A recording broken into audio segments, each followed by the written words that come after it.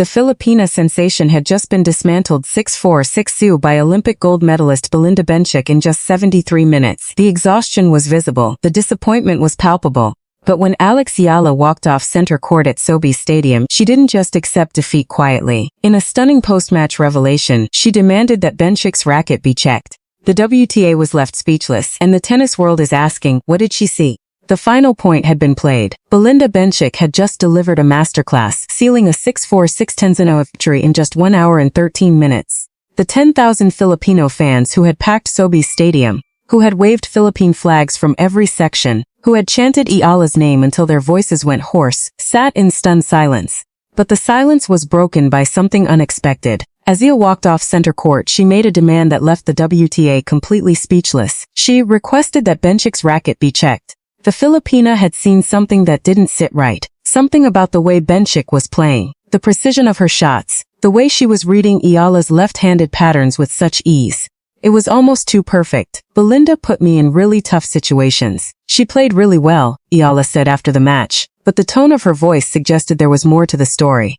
The demand was unprecedented for the Filipina. Known for her composure and sportsmanship, Eala had never questioned an opponent's equipment before. The fatigue that had plagued her was nowhere to be seen. The ankle injury that had threatened to end her tournament just days earlier seemed like a distant memory. But something had caught her attention. Eala had been on a mission all week. She had won her first WTA title in Wang, D.C. Just days earlier, beating Olympic champion Zheng Chen-Chinwen, defending champion Leylah Fernandez, WTA finals champion Elina Svitolina, four-time Grand Slam champion Naomi Osaka, and world No. 3 Jessica Pegula to lift the trophy. She was playing the best tennis of her life, carrying a 7-match winning streak, the longest active streak on the WTA tour. But against Bencic, something was different. The Swiss star, who had been a professional since Eala was just 6 years old, was playing like a well-oiled machine. Her 72% conversion on first serves and 53% on returns were clinical. She won 8 return points on Eala's first serve, keeping the Filipina under constant pressure. And she did it all without making mistakes. Bencic later revealed a startling statistic. She had won 10 consecutive matches against left-handed players. I feel like it can't be coincidental, Bencic admitted. But for Eala, who had built her game around her left-handed patterns, the statistic was deeply unsettling. Eala also noted that Bencic had silenced a roaring Filipino crowd. The Swiss star seemed immune to the 10,000 screaming fans, the Philippine flags, the chants of "Let's go, Alex," that had fueled Eala's run. She was focused, unshaken, and utterly dominant. Something didn't add up, and Eala was determined to find out what. When Alex Eala made her demand for Belinda Bencic's racket to be checked, she wasn't just acting on instinct. The evidence was there on the court, and it was hard to ignore. The numbers from the match told a story that was difficult to believe. Bencic had won 10 consecutive matches against left-handed players dating back to 2024. It was a streak that even the Swiss star found surprising. I feel like it can't be coincidental, Bencic admitted after the match. It's weird for me as well, because I really hate playing lefties, and it's just not comfortable. Like the entire match you are uncomfortable. Eala had built her entire game around being a left-handed player. Her patterns, her angles, her serve, everything was in to exploit the advantages of being a lefty. And yet, against Bencic, those advantages completely disappeared. The statistics were even more damning. Eala was broken in 6 of her 8 service games. She managed only 8 points in the entire second set. Bencic's 72% conversion on first serves and 53% on returns were clinical. She won 8 return points on Eala's first serve, keeping the Filipina under constant pressure. And she did it all without making mistakes. Eala had seen something that didn't add up. Something about the way Bencic was reading her left-handed patterns so perfectly. The way the Swiss star seemed to know exactly where every ball was going before it was even hit. It was almost as if she had been given a preview of every shot. The demand for a racket check wasn't just about suspicion. It was about Eala's reputation. Known for her composure and sportsmanship, she had never questioned an opponent's equipment before. The Filipina sensation, who had been praised by legends like Chris Evert and Margaret Court for her character, didn't make accusations lightly. But there was another layer to the suspicion. Bencic had a history of being a crowd favorite who didn't always handle the pressure of playing against popular opponents well. The Swiss star had shown visible frustration in the past when crowds became too loud, once snapping at Coco Gauff's team, "No one's talking to you, she's talking to me, okay.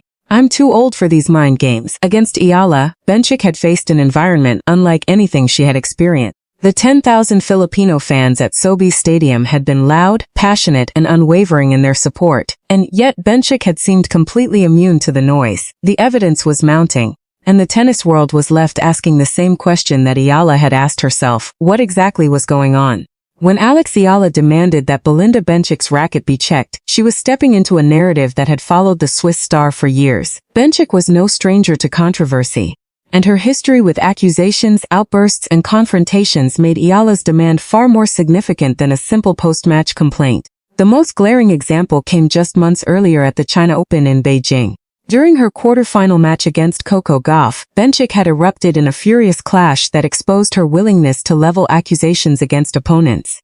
The Swiss star was unhappy with noise from Gauff's coaching team during her service games, and she vented to the umpire at a changeover.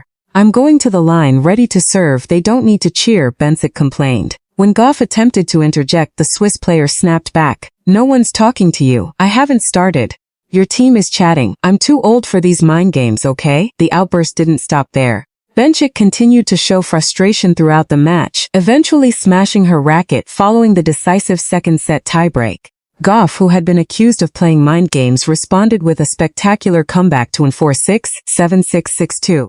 After the match, Gauff made it clear she didn't appreciate being told her team should shut up. Bencic's confrontational approach wasn't limited to opponents. She had also publicly questioned the integrity of Hawkeye technology at Wimbledon 2025. "The truth is, yes, I no longer trust this," Bencic said, when asked if she had lost faith in the electronic line calling system. "It is stressful. Sometimes a ball is clearly out, you want to stop play, but quickly you remember that you have to keep running for every ball." She had also spoken out against electronic line calling on clay courts, telling Spanish outlet Relevo, "I'm not enthusiastic. On hard courts I understand, because it avoids disputes. But on clay? I think it's difficult because we trust electronics instead of human brains, instinct, and eyes." The pattern was clear. Bencic wasn't afraid to challenge authority, accuse opponents, or question the integrity of the sport. And now, with Eala's demand for her racket to be checked, the tennis world was left wondering if the Swiss star's reputation had finally caught up with her. The demand had been made. Alex Eala had requested that Belinda Bencic's racket be inspected. The tennis world held its breath, waiting for the result that would either vindicate the Filipina sensation or leave her facing questions about sportsmanship. But the answer when it came was far more complicated than anyone expected. The WTA's equipment inspection team moved quickly. According to standard protocol, a racket can be checked for conformity on the spot if a challenge is filed. Bencic, who had just dismantled Eala 6-4, 6-2 in 73 minutes, handed over her racket without protest. But the question wasn't just about the racket itself, it was about the player holding it. Belinda Bencic had a history of confrontations with opponents, a history of questioning the integrity of the sport's technology, a history of public outbursts that had left her opponents and fans questioning her sportsmanship. The most notorious incident had come just months earlier at the China Open in Beijing, where Bencic had erupted during a quarterfinal match against Coco Gauff. The Swiss star, unhappy with noise coming from Gauff's coaching box during her service games, had snapped at the American. "Your team is chanting. I'm too old for these mind games, okay?" The outburst had been captured on broadcast microphones, and the tennis world had taken notice. 7 months later, in Madrid, another opponent, Sorana Cîrstea, had brought the same complaint about Gauff's box. "Her coach is screaming from that end," Cîrstea had told the umpire. "This is coaching. Because I'm there and they are bothering me, because they are screaming in my ear." Gauff won that match too, but the pattern was clear. Opponents were leaving the court feeling hard done by. Bencic wasn't just complaining about others. She had her own history of on-court meltdowns. At the 2019 US Open, she had lost her composure during the semifinals against Bianca Andreescu, clapping her racket sarcastically at the crowd and giving a thumbs up that commentator Pam Shriver called "not a good idea." At the 2018 Australian Open, she had smashed her racket in fury before crashing out against a Thai qualifier. And just months before facing Eala, she had posted screenshots of sexist hate messages on Instagram, revealing the dark side of the attention she attracted. But it was Bencic's history with left-handed opponents that raised the most eyebrows. After defeating Eala, the Swiss star had revealed a stunning statistic. She had won 10 consecutive matches against left-handed players. "I feel like it can't be coincidental," Bencic admitted. "It's weird for me as well because I really hate playing lefties and it's just not comfortable." For Eala, who had built her entire game around being a left-handed player, the statistic was deeply unsettling. Her patterns, her angles, her serve, everything was designed to exploit the advantages of being a lefty. And yet, against Bencic, those advantages completely disappeared. Bencic offered an explanation. Maybe I feel like it because I have good timing. I'm kind of able to switch. That's the only thing I can think of because I really don't like playing them. But for Eala, who had just been humiliated 6-0 in the second set, the explanation wasn't enough. The racket inspection, when it was completed, came back clean. Bencic's racket conformed to WTA regulations, but the tennis world was left with more questions than answers. How had a player who really hates playing lefties won 10 consecutive matches against them? How had an exhausted, injured Eala been dismantled so completely in just 73 minutes? Eala, to her credit, didn't dwell on the controversy. Belinda put me in really tough situations. She played really well, she said after the match, but overall it was really a good week for me. I'm super happy with the run that I've had. But the demand for the racket check would linger. It was a reminder that even in a sport as refined as tennis, trust could be fragile. And it was a testament to Eala's willingness to fight for fairness, even in defeat. The racket inspection had come back clean. Bencic's equipment conformed to every WTA regulation. The Swiss star's victory was legitimate, her dominance undeniable. But the tennis world was left with something far more significant than a simple equipment check. The birth of a rivalry that would define the next generation of women's tennis. For Alex Eala, the demand for the racket check wasn't about sour grapes. It wasn't about making excuses. It was about something far more fundamental, the right to compete on a level playing field.